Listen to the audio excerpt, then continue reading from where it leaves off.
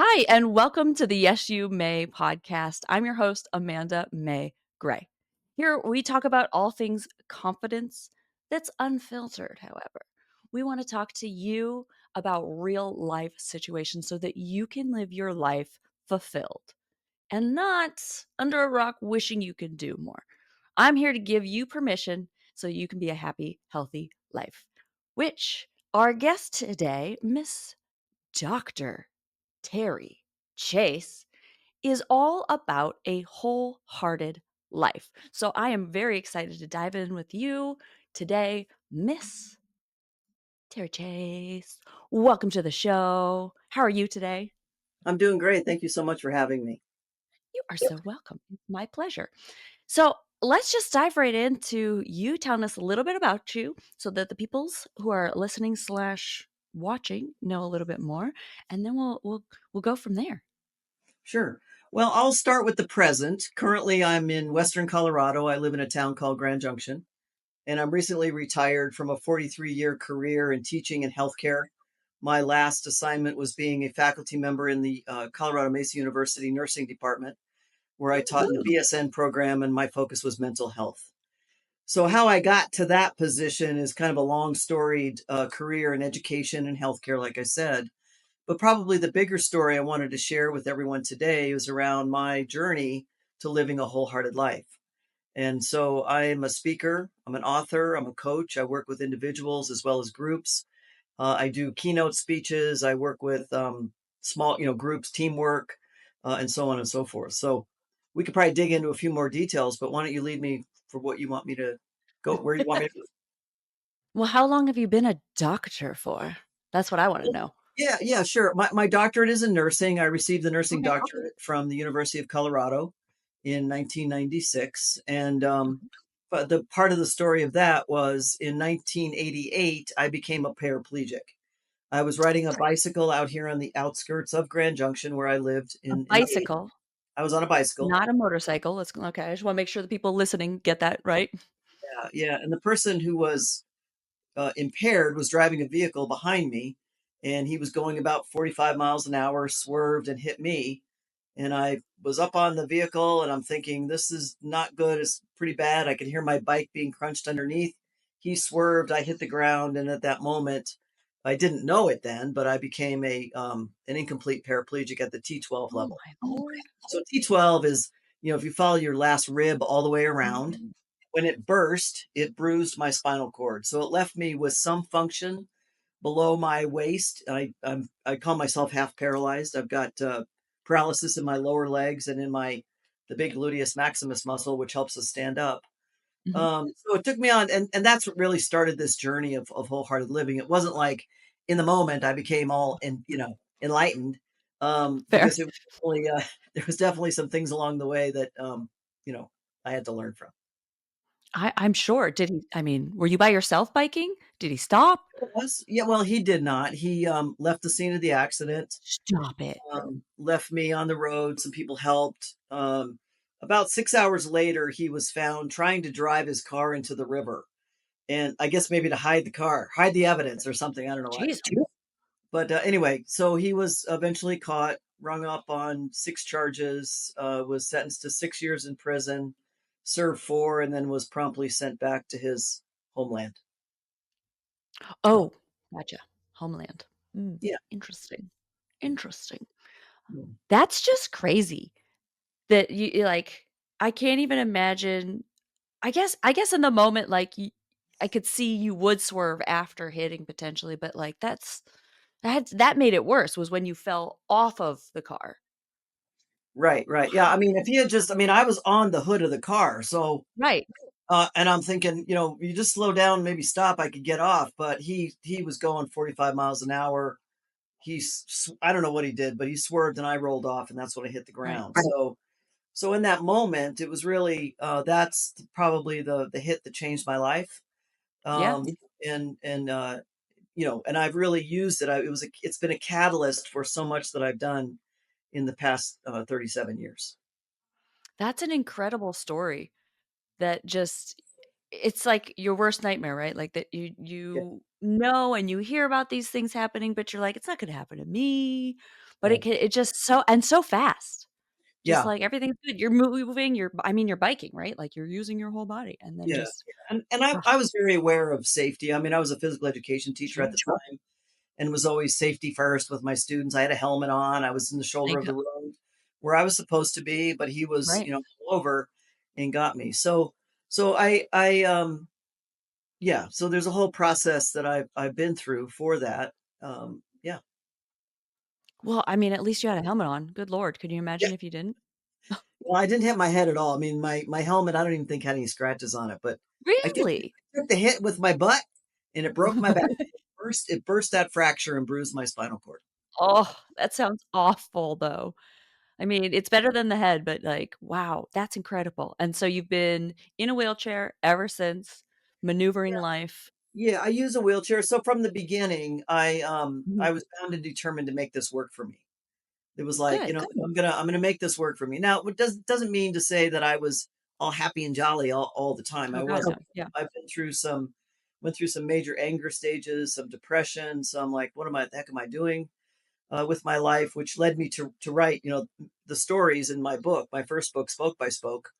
But really, I was bound and determined to make this work for me. One of my biggest motivations was my students at the middle school, because Mm. about a month before my accident, one of our students completed suicide. And I was like, I don't want my students to be left with this, well, something bad happened, so that's what we're going to do. Like, no, no, that's not, that's one choice. That's one choice. Here's the choice I'm going to make. And the model that I'm going to provide for them is, so I was back teaching 5 months after I got hurt. And Wow. I was in the gym in the wheelchair. I did a whole week of disability awareness. I let the kids use my wheelchair. I had my stopwatch. All right, everybody gets 1 minute in Miss Chase's wheelchair, because I wanted them to like get a sense of what. I didn't want this to be scary. I didn't Yeah. want them to think, oh, there's a pariah. And I was like, oh no, I'm still the bossy Same teacher that person. I ever was. I just happened to be rolling around.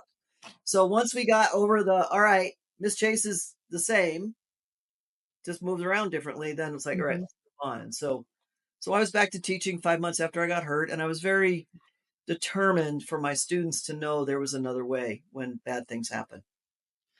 I mean, what an amazing why.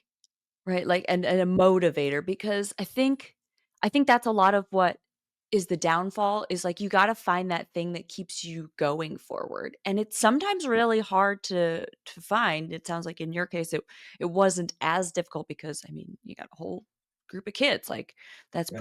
that's pretty great, but I think did you have a hard time finding that, or was there a struggle there and sometimes you were like, just screw it all?"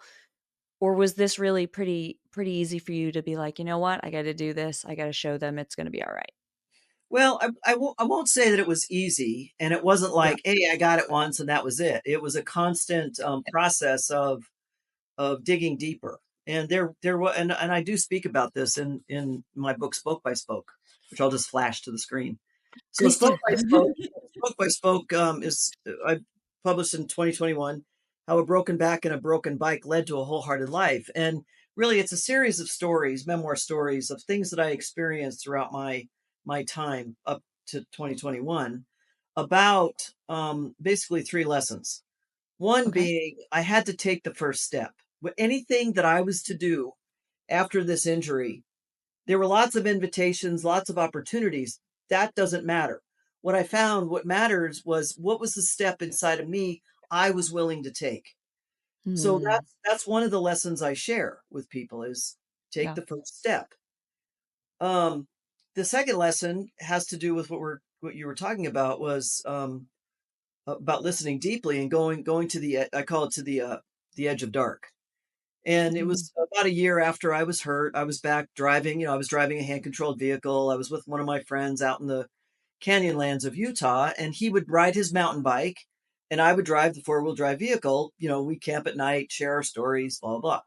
Well, one afternoon I was by myself and I'm on the edge. And if any of your listeners have been to the Canyonlands, you know that there's a lot of edges. I mean, there are literally canyons. That's why it's called Canyonlands. You go, no, Makes there. sense.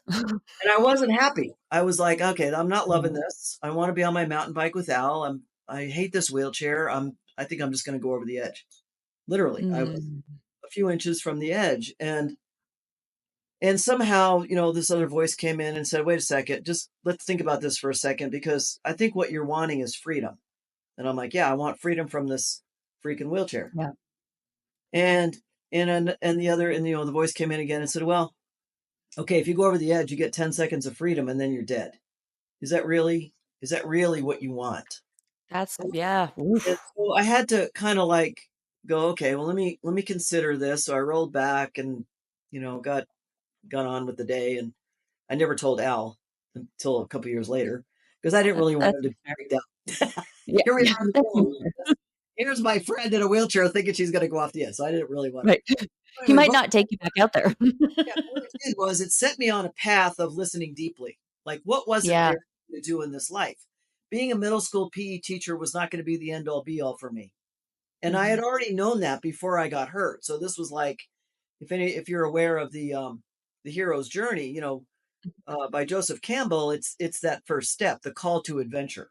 So that Yeah. was my call to adventure, was what, but I had to really go through several years of listening deeply. What was it there for me to do in this world? And so Mhm. that led me to um, going into nursing. So I applied to the nursing doctorate program at the University of Colorado, which, was based on the theory of human caring. Because when I was a patient, I had this sense of, I felt better with certain people. It had Yeah. nothing to do with the pill, the therapy, the bandage, but there was something about their essence, something about their being with me Their that energy, yeah. here. So that intrigued me with, oh, that's it. That's my next calling. So of course I don't even think about being a nursing student in a wheelchair. I'm just like, I'm Yeah. gonna apply, they're gonna take me, I'm gonna do this. So when I didn't get accepted the first time, I'm like, wait a second, what? Mm. So I went to them and spoke with them about, what was my disability? Was it something in my application? And, as they're sort of backpedaling out the door, they're like, "Well, go ahead and reapply again." So I said, "Okay." And so I did. I met with a faculty that helped me kind of buff up my essay and make it more explicit that, yes, I want to be a nurse. Um, so anyway, so I was accepted, and I did the 4-year nursing doctorate program, which was 4,000 hours of clinical work, Wow. 4 years, full time, all summers. I mean, we're not kidding. This was an Yeah. intense program. So anyway, that's I don't remember where we started, but it was kind of like that going to the edge, pulling back, listening deeply for what are my next steps. And then there were several other of those kind of times as well, where I had to, because being in a wheelchair is really hard. Yeah, I'm sure. It's really hard. I mean, yeah. So what do you think? Where should we go with this? Well, the first thing you said, I think, is something really important that we often get hung up on. So, you said it wasn't like it was instantaneous, it was like this back and forth, and, like, I had this struggle, and, like, some days were good and some days were bad, so to speak. Mhm. But often I think people think that things should just be a light switch, right? Like, and now I'm good and everything is clear and I feel better and it's just always gonna be better. You know what I mean? Like, I feel like we have this idea. I like to talk about how confidence is a muscle versus Yeah. something you always have. It's something you have to keep working on and repeating.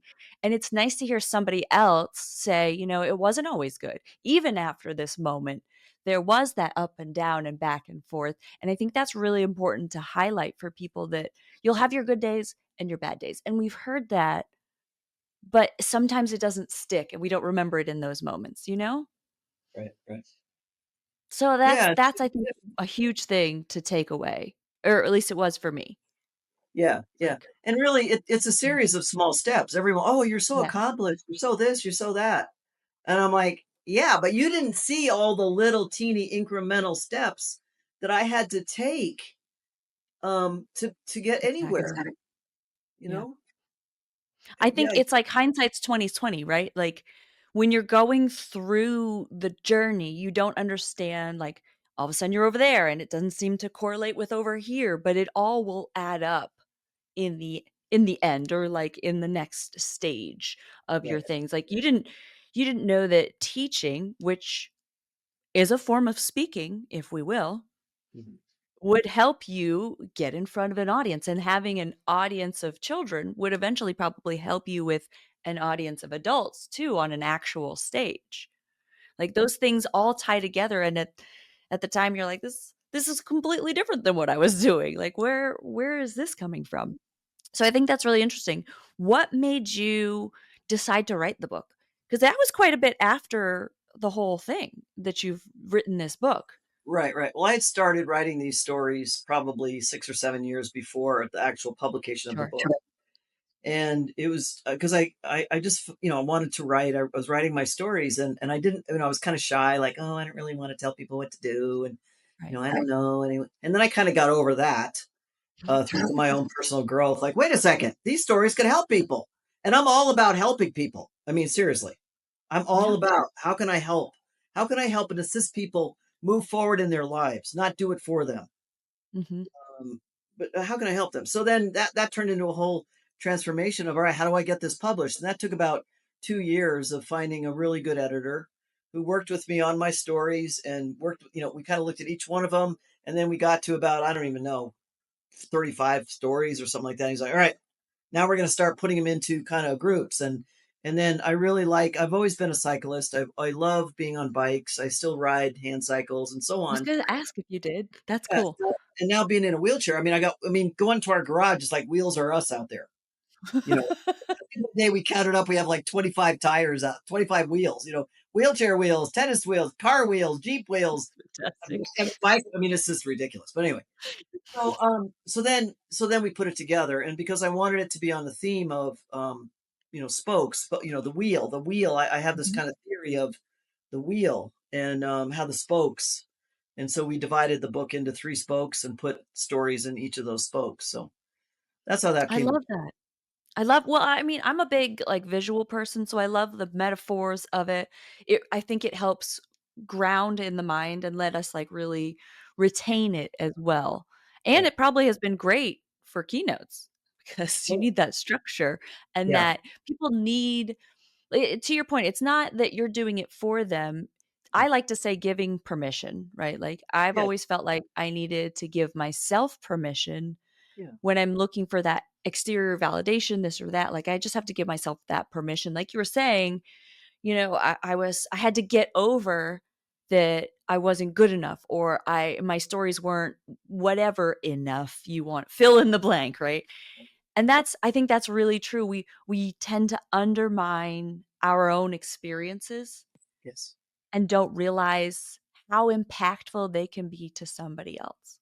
Yes. And I think that's really important to share, which is why I have this podcast, so so we can share these interesting stories. Because I love helping people too. I love getting in to know people and then sharing those stories that you might not otherwise hear, or, get the, platform for it. Right. So, tell me, what is your favorite part of about Spoke to Spoke? Well, spoke by spoke is really a series of memoir stories about my Mhm. processes, things that I went through, going through, and those years that I did this. That they're not all happy jolly. I always Of say, where course. they bring you up, they bring you down. They bring you up because I share raw emotion. I Mhm. share that this was really hard, and then I share this is what I did to help myself, or who around me helped me. I don't know if I have one favorite story, but this story really is a book of transformation. Mm. And I don't know if your readers can see it, but on the front cover right Let here. me make you big. Hold on. So this is a wind chime. Right here in the middle of a mandala, which is a wheel or a spoke or a wheel that I use as my logo. And this Mm. wind chime is the actual bike that I was hurt on. What? So Really? yeah, so the story in this book is called Wind Chime, and it's about how about 8 years in, I realized that I'm dragging around this frame of a bike almost like like a Medal of Honor, but it's really just holding me back. And I wanted to transform. I didn't want to throw it away, but it was really Mhm. just gathering dust. So a friend of mine said, "Well, why don't we turn it into a wind chime?" And I'm like, so she brings over her, power tools, and we're in the backyard and she's cutting it up and And so every piece of this wind chime came from my bike, except for maybe the Wow. strings holding the pipes together. Yeah. So it's a symbol of transformation, and that's really the key of my work in the world is about it's we all are capable of transforming ourselves. We all are capable of taking the information that we get, through gurus and self-help books and seminars and works. It's like, all right, that's all great. But until you put it into action and start to apply it into your own life, it just Yes. stays on the shelf. So that's really the core message of my book. And the wholehearted living. Absolutely. Yeah. So you know I where that think came from? action is that Wanna big know where that thing. came from? So No, the not yet. Let's okay, talk about it. so this I was totally influenced by the work of David White, who's a Okay. I poet don't know and him. a writer. Oh, you gotta look him up. He's awesome. Okay. One of his quotes is that the antidote to exhaustion is not rest. It is wholeheartedness. Hmm. And so when I speak to that to groups, I say, well, here's my quote, I have it up on the thing. The antidote to exhaustion is not rest. And then I put in parentheses, it's okay to take a vacation. So it's not, it's okay. But it's about wholeheartedness because if we're not wholeheartedly into the work that we're doing, the life that we're living, the person who we are being, then we will be exhausted. That's true, regardless how much rest you had. I mean, you can be sitting around not doing anything and still be exhausted. Yes. Isn't that I mean, that's partly in depression, right? Like, is the whole, "Okay, why am I so exhausted? Why don't I have energy?" It's because of the state of mind and where it's at. And I'm sure you experienced some of that with Yeah. this whole journey, I'm sure. Do Yeah. you have times where you slip back into those despite all the work that you have done, Yeah. despite where you're at? Yes, and the metaphor that I use now is kind of a ladder. So a ladder of Mhm. emotions, the ladder of learning, the learning ladder, the learning whatever. And so that when I'm down in anger, depression, frustration, blah blah blah. Yeah. It's like, all right. So I think to myself, what can I do? How can I help myself get one more rung up? And so Ooh, another big piece of my work is around helping people understand the elements of the science of well-being. And through the science of well being, we have actual practices that we can, like what went well would be a great thing for your listeners to practice yeah, instead okay. of, instead of like, oh my God, that was so terrible today. That was awful. It's like, all right, wait a second. Because when we use that language, we can feel our energy going down. Mhm. We talk about Debbie Downers and all that. Yes. Well, it's like, all right, well, what went well? So if at the end of the day, you go, all right, what went well? And you can do three things. And it doesn't have to be big, like I won $1 million. Sometimes for me, the what went well is, well, I had Cheerios for breakfast. It doesn't have to be huge, but it's where we focus our mind and our thinking that really helps drive, and assist us with that. Those are some of the things that I use. I love that idea of the ladder of, like, finding the next step, right? That one next thing instead of just trying to jump to the top. Because again, kinda like the light switch, right? Like, we think we should just be there instead of finding that even very small little step that's gonna help keep us moving forward and growing. I think that's super, super good of an analogy because I like to say you can't just stop in the middle of a hike. Right? Like, you have to choose if you're in the middle of a hike and you don't wanna keep going to the top, Yeah, you have to choose. You yeah, can't just stop and, like, teleport back to your car. Wouldn't it be cool if we could? First of all, I would love that, not the point. But you still have to keep moving down yeah. even if you wanna stop.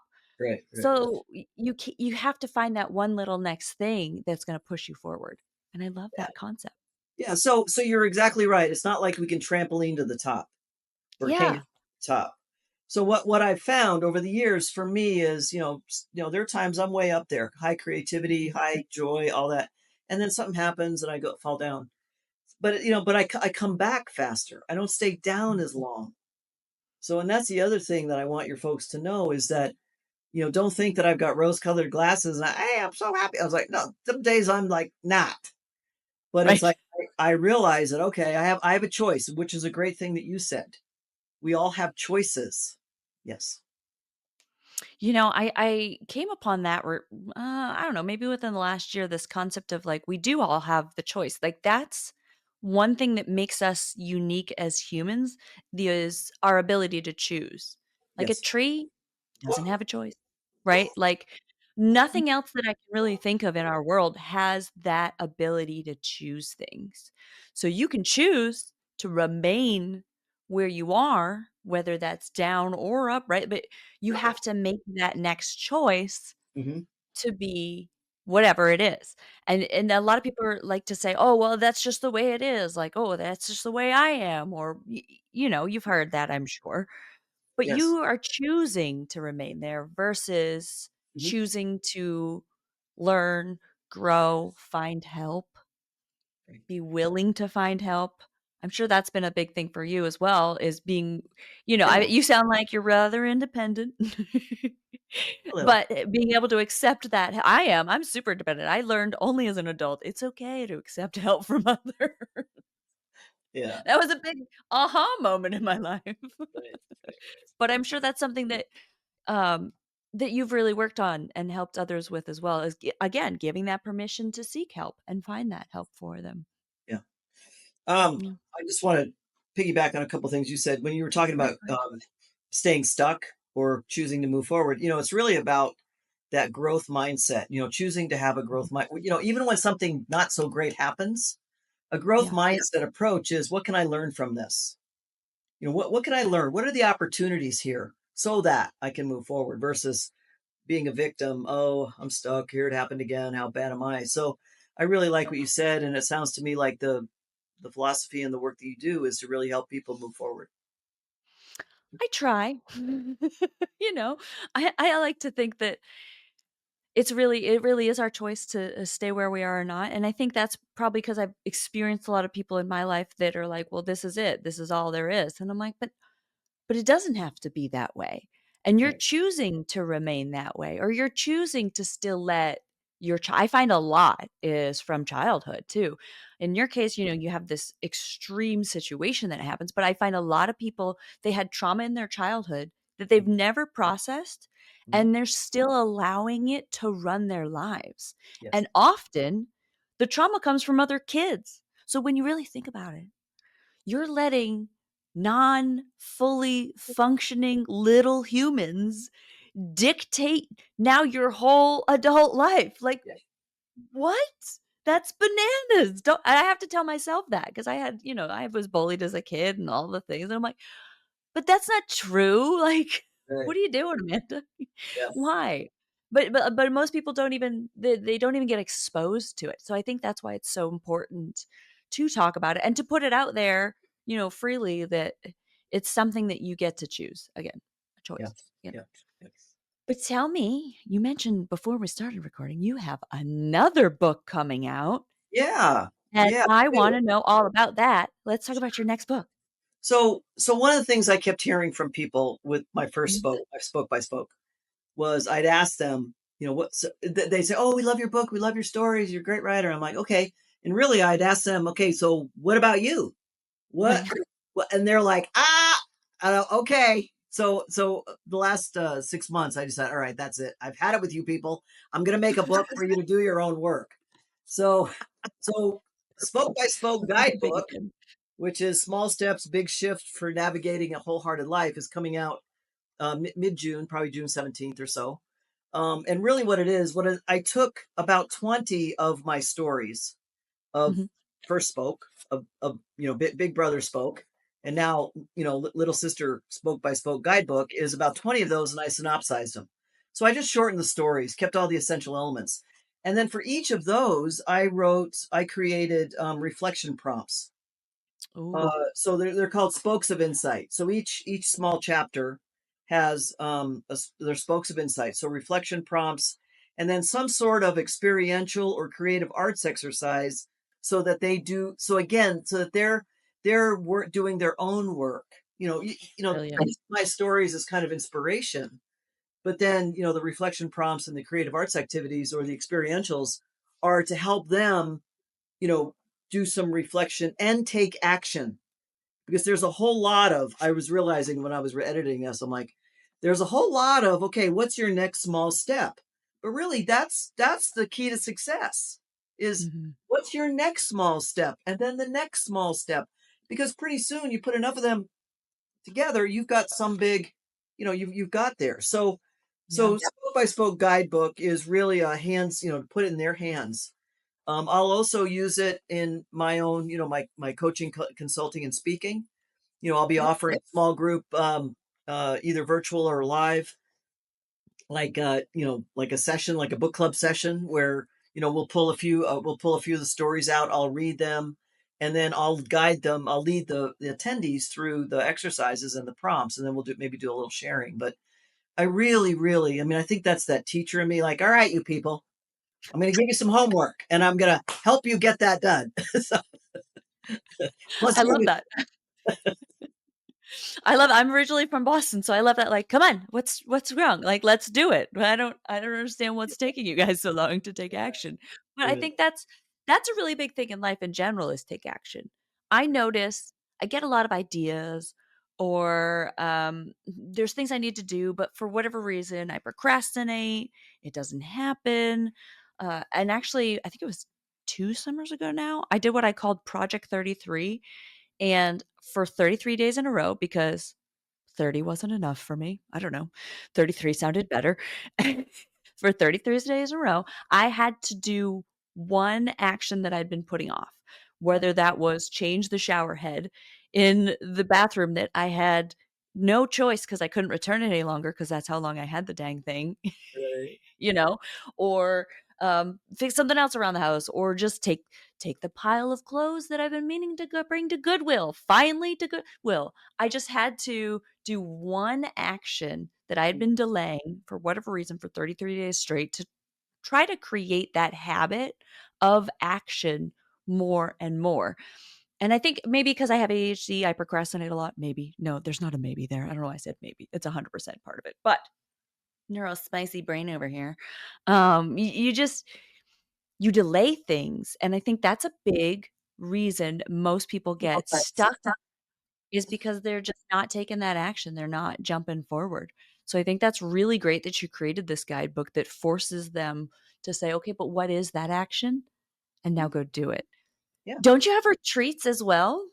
Didn't I see something about you having retreats for people Oh to yeah, go yeah, to? I do. Yeah, Yes, I okay, do. And cool. Yeah, thanks for bringing that up. Yeah, and yeah, so I have a very eclectic, practice, individual stuff, my speaking, my coaching, individuals, groups, but I also create mini retreats, personal growth retreats incorporating horses.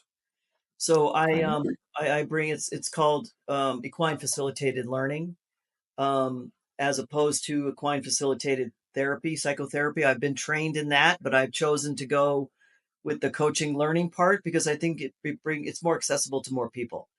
And Sure, learning yeah. is therapeutic. When we learn about ourselves, we learn a new skill, we increase, talk about confidence builder.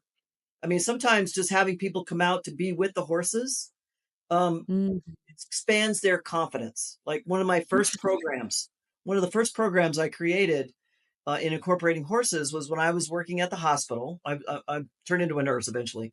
I ended up back at that hospital where I was a patient running the education program, and Wow. I created an opportunity to bring patients out to the horses in preparation for discharge. So these are spinal cord and brain injured patients that are still in their wheelchairs, still have braces on. The doctor said it was okay, so we went to the barn, and I said, "Okay, here's your opportunity to be with a horse, and this is going to be Wow. your horse, your little pod, you had a little team." And they got to work with the horse, they got to brush the horse, they got to lead the horse, because I wanted them to have the experience of, if I can handle a 1,200-pound horse, I'm pretty darn sure I might be able to handle being discharged and going home. So there was a lot That's of transfer brilliant. learning. And so, and I do that with other groups. I mean, I've taken groups of chaplains out. I've had open enrollment sessions this summer. I've done 3. I have one more to go up at in Windwalkers Equine Center in Basalt, Colorado, near Aspen. Open enrollment. The information's on my website. But working with the horses, they really help me a lot. That's the whole third spoke of this one, is how much my time with horses helped me. So anyway, so that's another part. Was that what you were getting towards? Yeah. Okay, Yes, good. absolutely. But I also was going to ask, and I think you already answered, why horses? Like, what led you to horses? Yeah, And why do you think it's so much more impactful for horses specifically? And you said because they're huge. right, If you can handle a huge right. horse. So if you But tell remember, me more. yeah, if you remember back to when we first started talking, and I said there was something about being a patient, I felt better. Like what Mhm. was Yes, with certain people. Yeah, yes. Yes. What happened was I was on this search for this journey of what was that? What was it that made me feel better? Mhm. Led me into nursing, led me into turning into a Gestalt psychotherapist. I mean, spiritual psychology degree, the whole works. But then I was like horses, and so then the journey moved me to working with horses, and horses are present. They're grounded. They're with they don't care if you have a brace on, you're sitting in a wheelchair. Just be with them. They want us to be congruent and true where we are, so that they can feel safe. And so that's what led me to the horses was, oh, it's presence. That's what makes me feel better. That's what made me feel better. So now it's like, all right, me and the horses, then they're not with me all the time. Obviously, it's Sure. a little inconvenient. I have to go to them. You But I do know, have, yeah, I do have a new element of my coaching work is office hours with Dr. Terry and Stevie, and we'll go out to the barn with Stevie, my horse that I've been working with lately, oh, Stevie. and we'll just see what comes up in the office hours. I love that. I love that their name is just Stevie. Well, it's Stevie Ray Vaughan, but I just call him Stevie. He sounds very appropriate when he's Stevie Ray Vaughan. Is he He's a very doctor as well? No, no, he's just a horse, but he's good. He's really good. He's an awesome guy. That's really cool. Were you working with horses prior to the accident? Had you ever been around horses, or this was something that came up Well, because it did? again, read my book. I'm Um, sorry, I didn't read your book yet. I'm just kidding. I'm just kidding. So back when I was a teenager, I was with a horse. I mean, I had a Okay. he was not my own, but I was taking care of him for a state patrolman who couldn't, who was on the road all the time. So anyway, I formed a really strong bond with Sarge back then, but because of some life situations, you Mhm, talked about trauma in childhood. That's a whole other story. But I had to stop my relationship with Sarge so that I could take care of my family. And mhm. so when I came back to the horses, it helped me come back again, coming back to myself. What were the things that were important to me that I let go of that I was now able to reconnect with to help me go forward? Interesting. And you did mention that it's helped with your confidence as well. Oh yeah, And you find with other people's confidence because if they can take care of this horse, right. what else has helped you with your own confidence, especially post, that you think others could learn from? Yeah. Yeah, that's a great question. Because once again, I'm not like the queen of confidence. There are times that I'm like, I don't know. But what I do know for myself is if I just go, just try it, just go do it. Trying is if trying really isn't doing it. Doing it is like doing it. So taking a step forward, getting with the horse, getting on the horse, riding. And there were times where I'm riding and I'm like, I'm freaking out inside of myself. And all right, take a breath, get grounded, come back to myself. Because I think some of it is when we lose our connection with ourselves and we're looking for somebody else to help us, that's really unsettling. So coming back to ourselves is one of the things. So and I'm like I said, I'm not the queen, but I continue to work at it. Well, I'm sure it's something that, was a big challenge, Hmm. when you getting Yeah. into a wheelchair is a huge, huge life change, so it had to be a huge Yeah. challenge to be like, "Can I do all of this?" I mean, Yes. even speaking, you don't see a lot of people in wheelchairs speaking. You don't necessarily, and that's a whole challenge in and of itself, I'm sure, too, and I'm sure you address it right away. "Hi. Yes.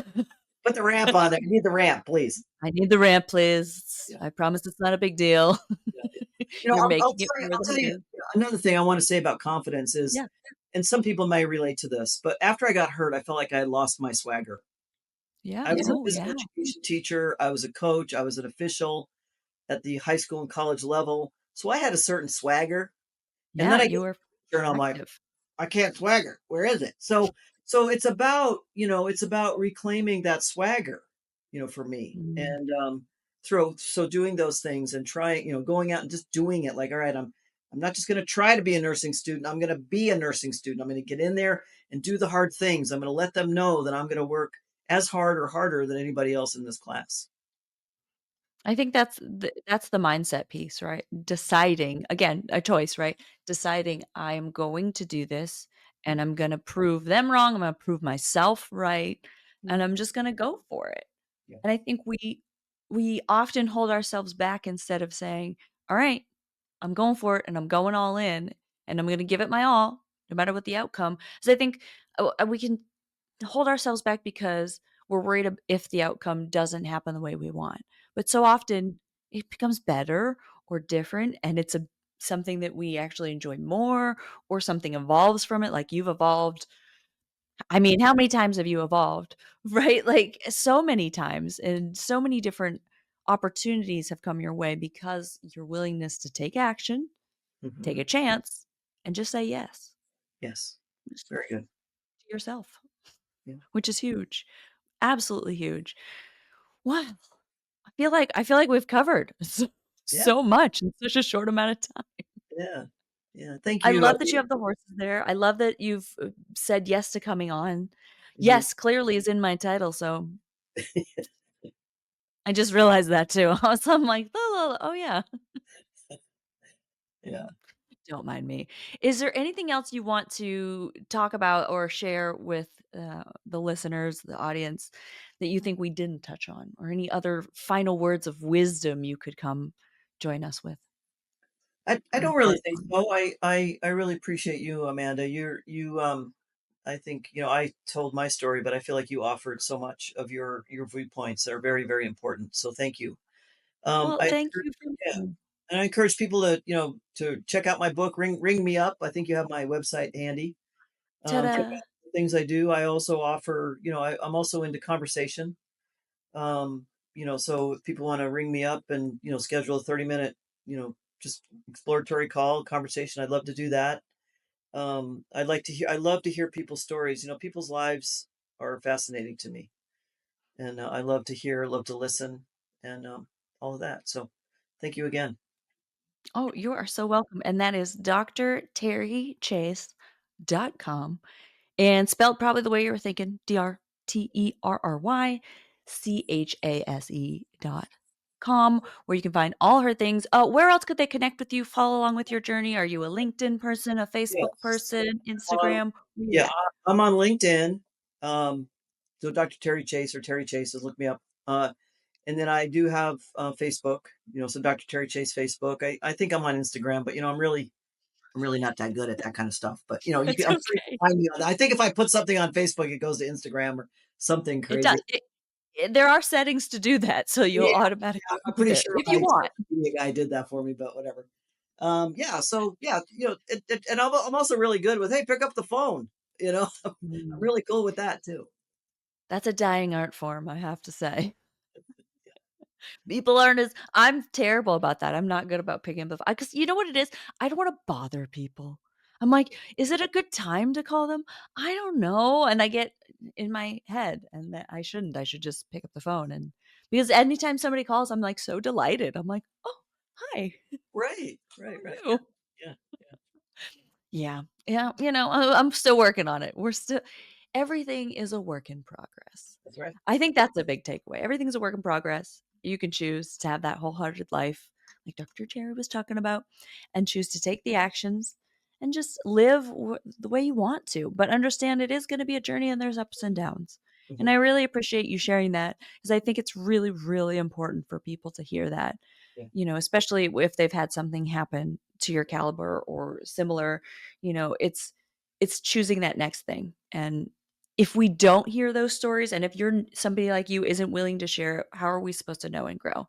Because otherwise, we are just going to be on Facebook and Instagram and see the pretty, polish, Right. everything, filtered lives that are not real.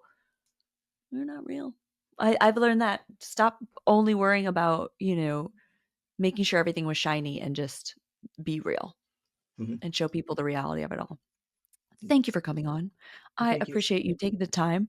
I'm so excited that your next book is coming out. I think that's great. I think it's gonna be an amazing toolkit for you and for anybody that can pick it up.